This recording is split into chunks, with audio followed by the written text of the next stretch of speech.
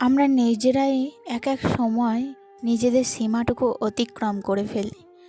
বুঝতে পারি না যে আমাদের সীমা কতটুকু। আসলে কি বলতো, এটা কিন্তু আমাদের দোষ না। আমরা মেয়েরা এমনই। আমরা যে জায়গায় থাকি সেই জায়গাটাকে একদম নিজের মনে করি, আর যে আশেপাশে মানুষগুলো থাকে তাদেরকে একদম নিজের মানুষ মনে করি। তাই জন্য কখনো কখনো ভুলে যায় যে না, এটা কিন্তু শ্বশুর বাড়ি। শ্বশুর বাড়িতেই সবসময় সত্যি কথা বলতে নেই, সব সময় সব কথা শুনতেও নেই। তাই জন্য মাঝে মধ্যে এই সীমাটুকু যখন অতিক্রম করে ফেলি, তখন পরিস্থিতি আমাদের বুঝিয়ে দেয় যে না, তুমি এই বাড়ির কেউ না, তুমি হচ্ছ একটা পরের বাড়ির অন্য মেয়ে, যাকে এখানে নিয়ে আসা হয়েছে, যাকে এখানে ব্যবহার করার জন্য নিয়ে আসা হয়েছে।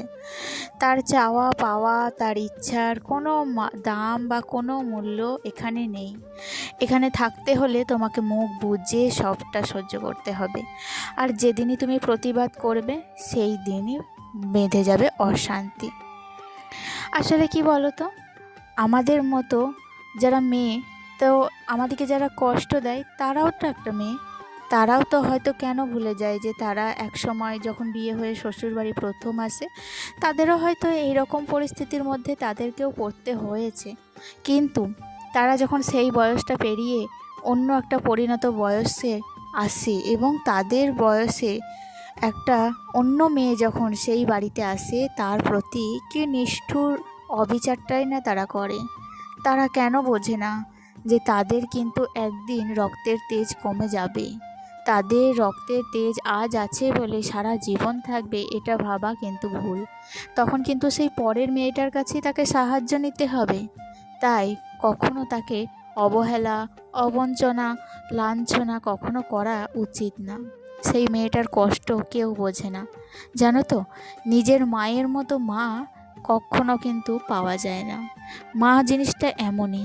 তুমি হাজার কটু কথা বলো, মাকে হাজার খ্যাঁকাও, কিন্তু পরক্ষণেই তোমার মা এসে বলবে আয় খেয়ে যা।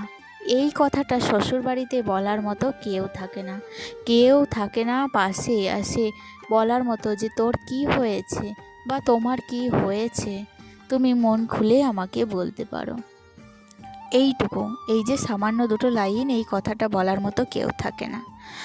চলো, অনেক কথা অনেক গল্প হবে, তার আগে নিজের পরিচয়টা দিয়ে দেওয়া যাক। নমস্কার, কেমন আছো সবাই? আশা করি সবাই খুব ভালো আছো। আমরাও আছি মোটামুটি। আমি সুমি। আজকে আমার আরও একটি নতুন ব্লগে তোমাদের অনেক অনেক স্বাগত জানাই। জানো তো, এইসব কথাগুলো কেন বললাম? আমার সাথেও এই রকমই ঘটনা মাঝে মধ্যে হয়। তাই জন্য নিজের অনুভূতিগুলো তোমাদের সাথে একটু শেয়ার করে নিলাম। মনটা অনেকটা হালকা হয়।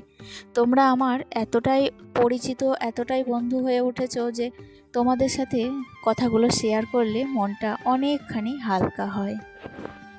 দেখো, তোমাদের সাথে কথা বলতে বলতে আমার কিন্তু অনেকগুলো কাজ হয়ে গিয়েছে। আসলে কি বলো তো, মন খারাপ থাকলেও না, সংসারের কাজ থেকে ছুটি নেই। আমার মন খারাপ, আমার শরীর খারাপ, এগুলো বোঝার মতো আমার এখানে কিন্তু কেউই নাই।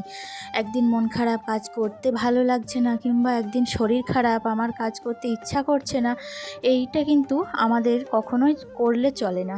কারণ যতই মন খারাপ হোক বা শরীর খারাপ হোক, আমাদের সংসারের কাজ কিন্তু করতেই হবে। এটার থেকে আমাদের ছুটি পাওয়ার মানে কোনো রকম কোনো একটুও সুযোগ নেই। কি বলবো তোমাদের, আসলে সংসার হচ্ছে এমনই। আমরা যখন ছোটোবেলায় না স্কুল লাইফে স্কুল যেতাম, তখন মনে হতো যে সপ্তাহে একটা দিন ছুটি, 6টা দিন আমাদের রোদে গরমে স্কুল করতে হচ্ছে, কি কষ্ট, তাই না? তো পড়াশোনাটা কবে শেষ হবে? আর এখন বুঝছি, এই যে সংসার নামক স্কুলটা থেকে কিন্তু 7টা দিনই ক্লাস হচ্ছে, এখানে কিন্তু একটা দিনও ছুটি নেই। তার মানে এখন মনে হচ্ছে যে সেই স্কুল লাইফের পড়াশোনার লেভেলটাই কিন্তু তখন ভালো ছিল। তখন সপ্তাহে হয়তো একটা দিন তো ছুটি পেতাম, তাই না বলো? যাই হোক, দেখো সকালবেলায় উঠেছিলাম অনেক সকালেই। আসলে কি বলো তো, ঘুম আসছিল না কেন জানি না, মাথার মধ্যে প্রচণ্ড যন্ত্রণা করছে, মানে চোখ খুলে তাকানোর মতো শক্তিটুকু আমার মধ্যে আজকে নেই। তো যাই হোক, তার মধ্যেও দেখো সকালবেলায় ঘুম থেকে উঠে বাসি কাজকর্ম কমপ্লিট করে ছাদে গিয়েছিলাম। ছাদেও দেখি যে গাছগুলো একটু অবস্থা খারাপ, কালকে মানে আজকেই ভোরবেলায় প্রচুর বৃষ্টি হয়েছে, তো বৃষ্টির জন্য এরকম হয়ে গিয়েছে। তো সেই গাছগুলোকে ঠিক করে দেখো সংসারের এই যে বাসি উপরটাকে ভালো করে ঝাড়ু দেওয়া, বেশ কয়েকটা জামা কাপড় ছিল সেগুলোকেও ভালো করে ভাঁজ টাজ করে আলনাটাকেও গুছিয়ে রাখলাম। আর এখন একটু ডাস্টিং বা ক্লিনিংয়ের কাজগুলো করব। তো এখন তো ছেলের স্কুল ছুটি, ওরা এখন নিচে আছে, নিচে কেউই এখন কিন্তু ঘুম থেকে ওঠেনি। আর এখন ঘড়ির কাঁটায় বাজছে তোমার 7টা মতো। আমার প্রায় সমস্ত কাজ শেষ জানো তো, ওপরের সব কাজ কমপ্লিট করে তারপরে কিন্তু একবারে নিচে নামবো। বাসি কাপড়টাও কিন্তু কেচে নিয়েছি আজকে, তারপরেই কিন্তু ক্যামেরাটা অন করেছি। আসলে কি বলো তো, কাজের মধ্যে থাকলে না মন মেজাজ দুটোই ভালো থাকে, তাই জন্য আমার যতই মন খারাপ হোক না কেন আমি কিন্তু কাজ করার চেষ্টা করি। আর সব কাজ কমপ্লিট করে দেখো নিচে রান্নাবান্নাটা এসে অফ ক্যামেরাতেই করেছি। আর এটা হচ্ছে আমার লাস্ট রেসিপি, আলু ভাজা, খোসা শুদ্ধ আলু ভাজা। কারণ কি বলো তো, মাছ কাকিমা না আবার অসুস্থ হয়ে পড়েছে, তাই জন্য আমরা 7 দিন থেকে মাছ পাচ্ছি না, ছেলেও ডিম খেতে পছন্দ করছে না। আর আজকে কিন্তু তাই জন্য নিরামিষই রান্না করলাম এক প্রকার, কোনো রকম পেঁয়াজ রসুন কোনো মশলাও ইউজ করিনি। একটু তাড়াতাড়ি হলো রান্না করতে, তাই না? তো রান্নাবান্না দেখো কমপ্লিট করেছি আর এখন বাসনগুলো মাজছি।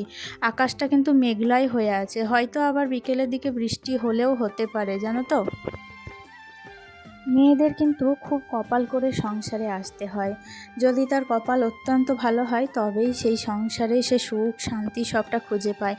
আর যদি কপালটা কোনো রকমে তার খারাপ হলো, তাহলে কিন্তু হাজার টাকা পয়সা, হাজার সুখ সমৃদ্ধি থাকলেও তার জীবনে শান্তি না থাকলে কখনোই সেই মেয়েটা কিন্তু জীবনে সুখী হতে পারে না। আর অবশ্যই জীবনসঙ্গী একটা মেন ব্যাপার, জীবনসঙ্গী বা পরিবারের মানুষগুলোর সাপোর্ট একান্তই একটা পরিবারের ও মেয়েদের প্রয়োজন। তাছাড়া কখনোই কিন্তু সেই মেয়েটা একটা সংসার থেকে এসে আর একটা সংসারে কখনোই সুখী হতে পারে না। তো সে যে মেয়েটা মানে এসেছে পরের বাড়ি থেকে, সে মানে অক্লান্ত পরিশ্রম করে, সকাল থেকে রাত অবধি পরিশ্রম, নিজের সবটুকু দিয়ে সংসারটাকে ভালোবাসার চেষ্টা করলেও সেই মানুষগুলোর কাছে সে কখনো কিন্তু সুসম্পন্ন হয়ে উঠতে পারে না। তার কিছু না কিছু খুঁত কিন্তু কোনো না কোনোভাবেই তারা বের করবেই। আর সেই মেয়েটাকে মানে ইঞ্চিতে ইঞ্চিতে তাকে কিন্তু আঘাত করে যাবে, তার মনের কথাটা কিন্তু বোঝার মতো কেউই থাকে না। যাই হোক, দেখো সব কাজ সংসারের কমপ্লিট তো করলাম আস্তে আস্তে, এতক্ষণে কাজ প্রায় অর্ধেক শেষ হলো, এখনও অর্ধেক পর্ব কিন্তু আমার আছে। তো এখন জল তুলে নিচ্ছি, আকাশে মেঘ উঠেছে, কখন কারেন্ট পালিয়ে যাবে বিশ্বাস নেই, তাই জন্য একটু আগে থেকে সতর্ক হয়ে রাখলাম।